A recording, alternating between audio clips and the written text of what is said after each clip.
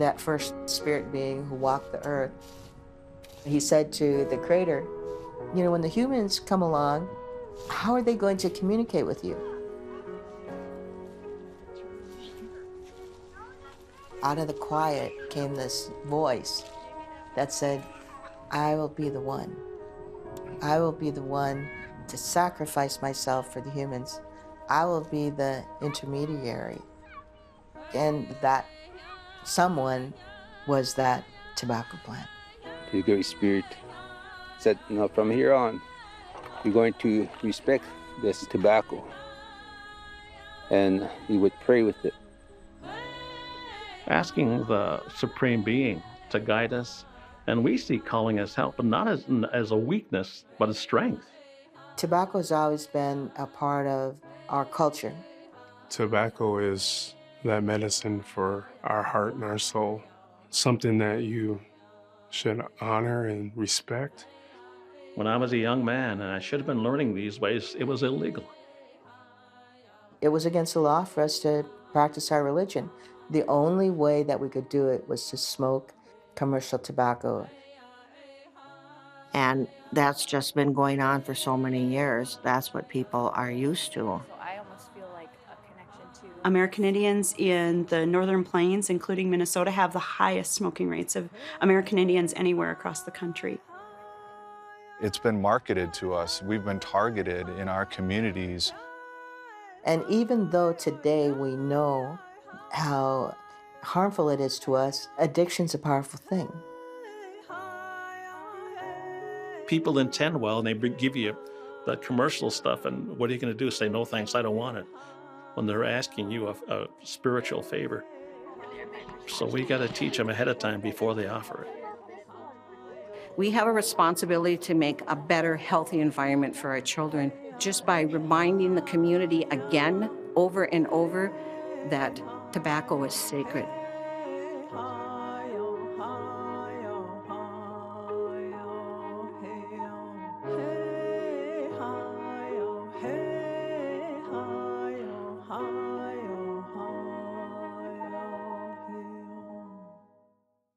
Chinchasha is the inner layer of the red willow.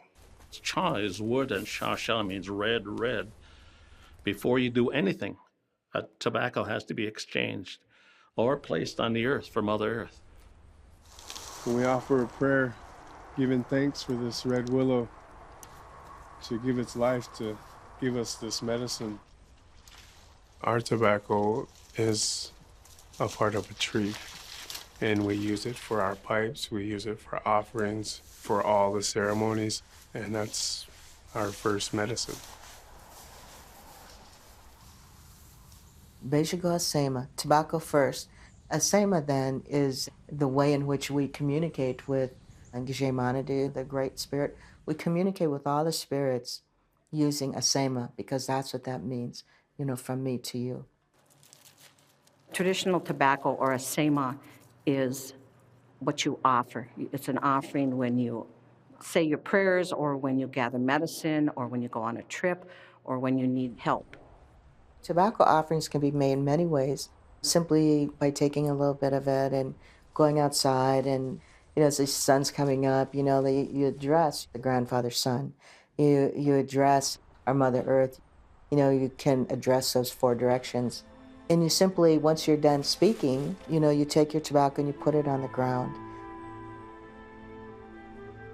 Our people, the most valuable people in our Indian communities, were those who understood Mother Earth, because that's where all the healing came from. So the healers were our critical people.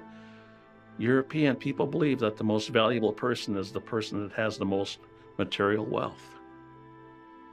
And they'll make money off of us any way they can.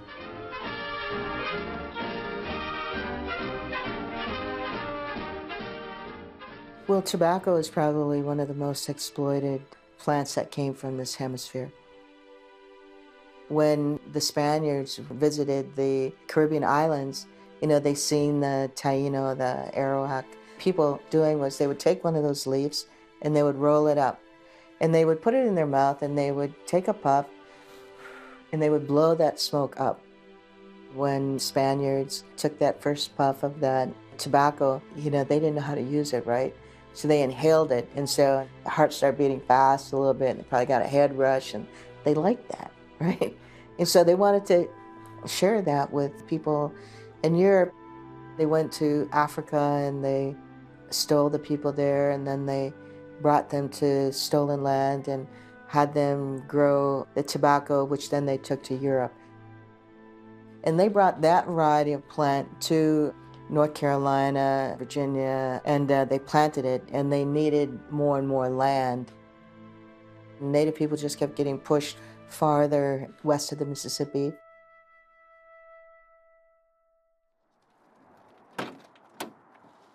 I am the tribe's commercial tobacco prevention coordinator.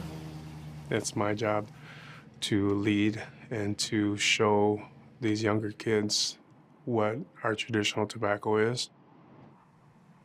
We will take a knife, a sharp knife, and scrape this outer red layer to get down to this green, which is the chinchasha. This chinchasha is who you are. So how you take the time to make it and harvest it tells about yourself. And that's what our traditional tobacco is.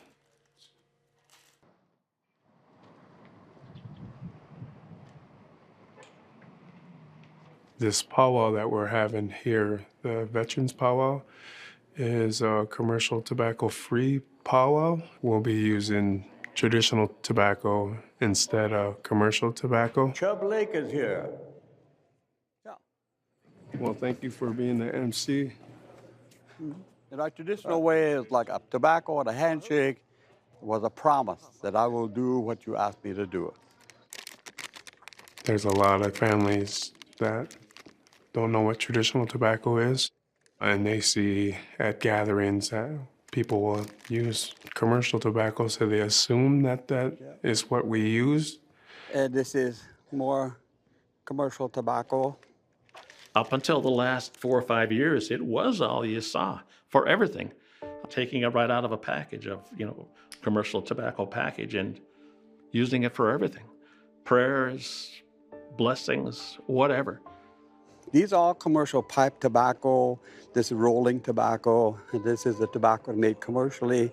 This is traditional tobacco that was used by our ancestors before commercial tobacco came into existence. And it's to educate and target the youth to stay away from commercial tobacco through cultural preservation.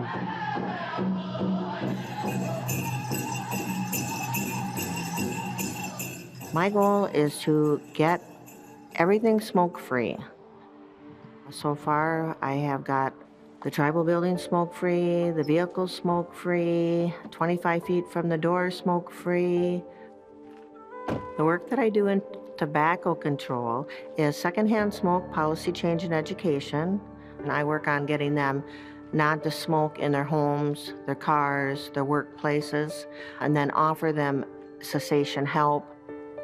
I'm out at every event I can collaborate with, so we're trying to educate them to use the traditional tobacco, the red willow, instead of using a cigarette. I promote the traditional tobacco teachings by actually doing hands-on demonstrations. That's how I learn, and I know that's how a lot of others learn. So I actually harvest the red willow from my backyard and just go out with the knife and the red willow and show people how to do it themselves. So we just try to change our message all the time so people don't get, oh, there she is again with her lung, We try to mix it up.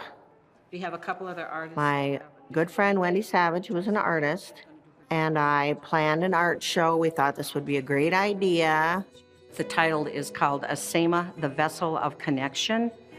Traditional tobacco, or asema, is the vessel that we use for our prayers. And so every artist is going to do their interpretation on keeping tobacco sacred. As the curator of the show, I have to make sure that all the other artists are on board. Okay, let's get that ordered. Wendy said, hey, do you want to be a part of the show? It's about keeping tobacco sacred. That just sounded like a good thing for me. So I agreed to do it. She didn't really give me any direction on what to paint. She just said, here's the theme, go. I'd like to think that me participating in this show is a small part, but the show itself plays a bigger part of the movement, making a difference in the community by having people see this stuff and hopefully getting their wheels turning.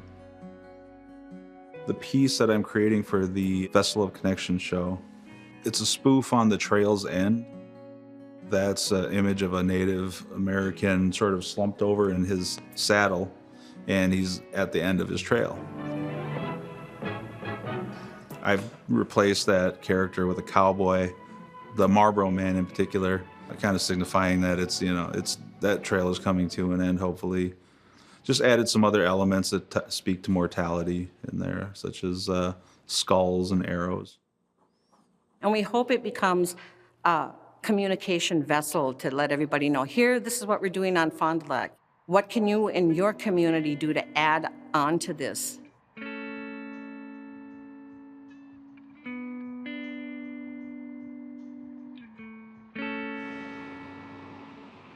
I feel the latent effects of assimilation in a city native raised by bright light skyscrapers. Born with dim prospects, little peace in living as a child. Hot-headed about the fact I wasn't wild like they called my ancestors. Imagine what it'd be to live nomadic off the land and free. Instead, I was full of heat like a furnace, cause I wasn't furnished with the language and traditional ways of my peeps. Yeah, I used to feel like I wasn't truly indigenous. Now I say me which, get your money. What we're trying to do is instill in these young people who live here in the urban area, this is who you are, and this is a way to be healthy today. Colonization has affected our health in many different ways, such as diet. You know, we have a high rate of diabetes. And so the smoking on top of that, on top of these other factors, just totally has devastated our community. So it's important that they see the real honorable way to use tobacco in the way that Creator gave it to us. And so what we're really all about is creating a healthy community where our young people can be active and learn about their culture, learn about their identity, and play lacrosse. Lacrosse has really become inaccessible. It's an Indigenous game. It's part of our culture. It's part of our spirituality. It's part of our identity. And the way that we're taught is that we play for Creator when we play this game. And tobacco really helps that process to focus our youth and our coaches and our families together. So we pray with it. We pray with Chanshasha. We teach them about holding it in their left hand so that it's close to their heart. We're bringing blessings upon ourselves, but we ask them to use the tobacco and put it out at the goalposts. We're putting down a prayer, not only for what we're about to do, which is to partake in the Bagadaway or Tecopsicha game, but also to honor Creator and to think of those who have gone before us and to thank them for allowing us to come together in this old way. When I was a young man, people didn't realize. They thought all tobacco was tobacco. You know, nobody could teach them there was a specific kind and what this tobacco is doing to us. Almost everybody smoked, everybody. Our people deal with life, pain, anger, with either laughter or medicating themselves. Boarding school, reservations, the trauma that was done to your parents, to your grandparents, and it's passed down. A way of coping, a way of dealing. At that time, there was like a depression that had sort of settled across Indian country because, you know, here were people who lived in the environment. There were no boundaries, and they were confined to a very small area that could not support them. They put us on land that the government didn't want. Like this reservation here is a lot of gravel pits. And the government back then didn't think it was good because it wasn't good for farming. We had one multi-story building on the entire reservation. The multi-story building was the agent's building. I still know like people who remember having a ceremony at night and having to put blankets up on the windows so if somebody was going by they wouldn't see light. Because what were people doing up at midnight, right?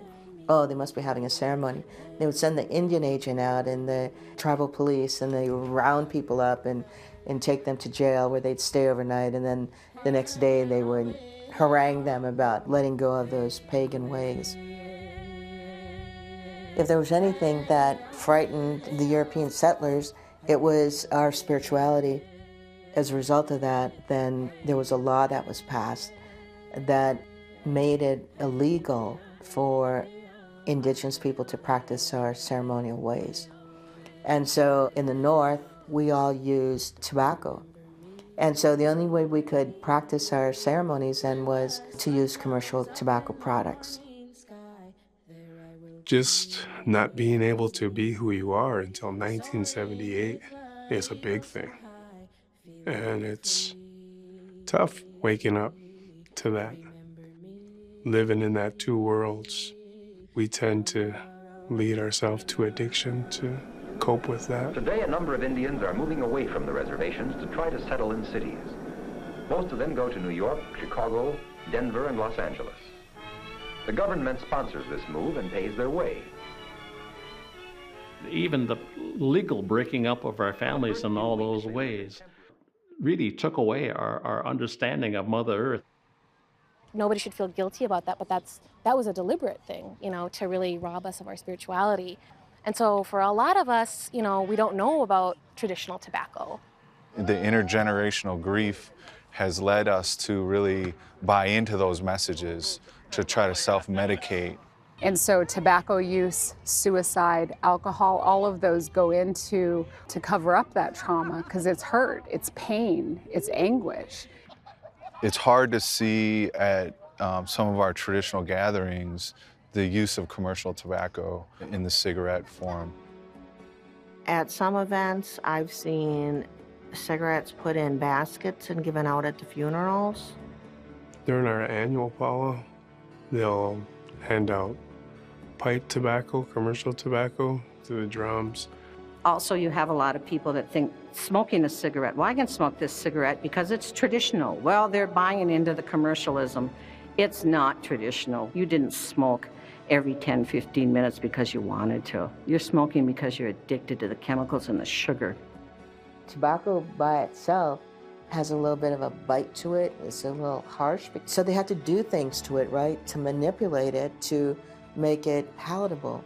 And so they added all these things to it, like sugars and syrups and over 5,000 chemicals in that cigarette or that commercial tobacco that people are using. And young people who are not really sure what it means to be Indian, it kind of encourages them to take it. Maybe I'll be more Indian if I smoke this stuff because it's got a picture of an Indian or an Indian implement on it. And they target young people because the only way that they can stay in business, right, is to grow a new batch of consumers. So many of the impacts that we've seen in our community have been the high rates of cancer. And that rate of smoking is 59% of adults currently smoke cigarettes. That's almost 4 times the 14% rate of Minnesota general population. So what we've been working on at the American Indian Cancer Foundation is really raising awareness about cancer being an Indian issue. Of course, cancer is an issue for all populations, but I think a lot of times we're not thinking about it as an Indian health concern. And what's happened in the last 20 years is that cancer rates have increased to the point where it's now the leading cause of death for American Indian women nationally. At the same time, cancer mortality rates have gone down for every other population. We know that tobacco is a huge issue facing our communities that causes a lot of disparate disease burden. So we know that community engagement is really critical to forming and shaping policies that are really relevant and good fit for each community based on their needs and their readiness for change. And some of the successes that we've seen are the implementation of smoke-free workplaces and foster homes and boundaries where people cannot smoke within 25 or 50 feet of a building. The messaging is important as well as just a continuous community voice. we're able to have a voice and create that material to specifically apply to our people. It's important to include visuals and images that resonate with the community. So maybe it's a family, American Indian family, that is on that material and not some of these stock images that other, I guess, mainstream organizations create. Like the mural on the Indian Center and imagery that's familiar to us, that's hopeful. And I think that seems to resonate much better. I see generations. The message and the images that were actually installed by Native artists on the murals, that was collectively determined by young people in the community. Our host planning team with the Native Youth Alliance of Minnesota played a really critical role in terms of facilitating a conversation. We had 2 community conversations, one here at the American Indian Center and Little Earth. They brought over 60 young people together to talk about this issue of commercial tobacco use and traditional tobacco use in Native communities. We helped contribute to the actual mural itself. At the top says I see generations, and then at the bottom says keep tobacco sacred, which is supposed to be a traditional pipe. It's so beautiful, and it's really hard to miss. It's very large, and I just hope it really gets to people thinking about their actions and things like that. I pray that those images give our children life and they give our children hope. I hope that we continue to do this work and that it doesn't just stop here. We want them to go to their traditional teachings first before they decide to utilize alcohol or decide that maybe their life isn't worth living, because we're much more than statistics. We're a thriving, rich nation. And sometimes, we get lost in the narratives about disparities. And, we are much more than that. We're powerful. Well, we had the grand opening of the show, Asema, the Vessel of Connection, and we had a wonderful turnout. I'm sure we had over 300 people. We had 7 artists. There's some contemporary artists as well as some traditional artists. Artists I handpicked that have a commitment to the younger generation. This painting is the one that I made for this show. I wanted to do a spoof of the end of the trail painting. I thought I would turn it around and do a Marlboro Man version of it. So I put the Marlboro Man in there. See, I saw him right away. Yeah. Somebody else suggested that I paint the arrows to look like cigarettes. So that's why they have orange tips on them. And so it's like a Marlboro Man. We had a lot of public education on how to use tobacco sacredly and keeping it traditional. And we also had another man showing how to scrape the bark from willow. And then we were also doing some small tobacco ties, which is another offering for when you pray. And then basic information about the health risk of using commercial tobacco. Our basic overall message is to stay healthy, and then also educating the general public and a lot of our Native population on how traditionally to use tobacco daily with their family. We want everyone to be healthy and take care of their bodies.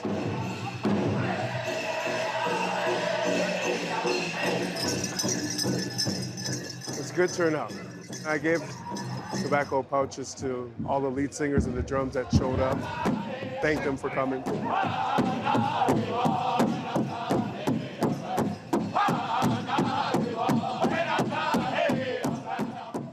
Then I gave it to Robert Larson Jr. to give the welcome and the prayer before grand entry, and he accepted and did it. So hopefully we get the awareness out there, our message across, and have a good time. All right, once again, we are honoring our veterans here this weekend, and with the theme of keeping our traditional tobacco sacred.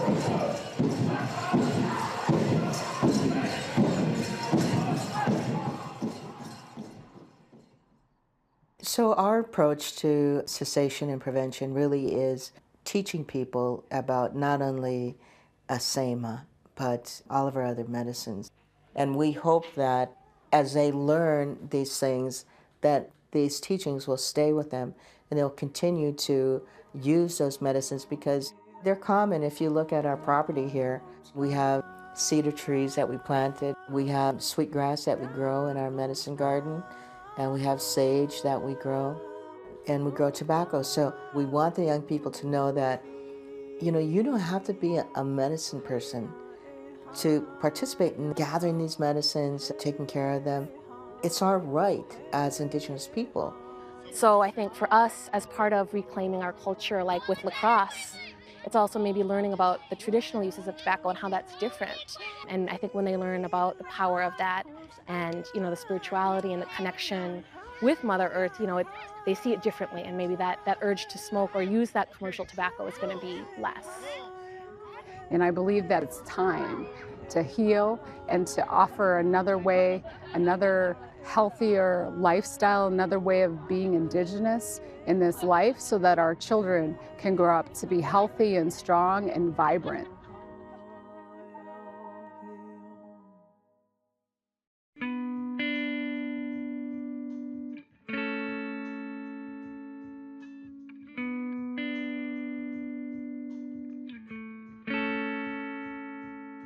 Creator, give me strength so I can move on. Creator, show us love so we can spread around. Communicate with us from above. Hear me now. My prayers in a song, I speak them out loud. Grandfather, help us to revitalize the language and ways so we walk the red road that you paved. Communicate with us from above. Reclaiming Sacred Tobacco is a co-production of ClearWay Minnesota and Twin Cities PBS.